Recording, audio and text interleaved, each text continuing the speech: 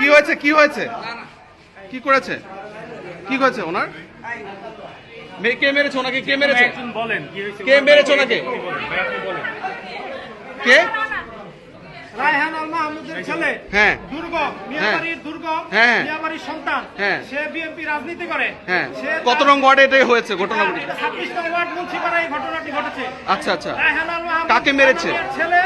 আমার বোন জান্নাতুল ফেরদৌস জিদ্দিকে হ্যাঁ। বেতনভাবে এবং কি মিমকে আমার ফুফাতো বোন মিম আমার জ্যাঠাতো বোন ইলমা ওদেরকে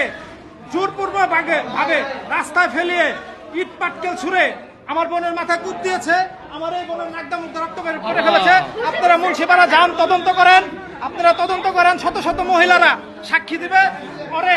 আমাদের সামনে রাস্তায় ফালায় ইচ্ছা মতো পারাইছে আমার এই বোনটা মাথায় কুপ দিছে এই দুর্গম ও হলো একটা কুখ্যাত সন্ত্রাস ও হলো রাষ্ট্রের বড় একটা সন্ত্রাস চাঁদাবাজ তার বিরুদ্ধে আপনারা ব্যবস্থা নেন আপনারা একটু চিকিৎসা নেন আমরা আপনি একটু বাইরে যাই চিকিৎসা নিক সুস্থ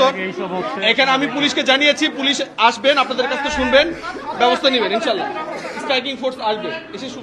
আপনাদের কথা শুনবে ব্যবস্থা নেবে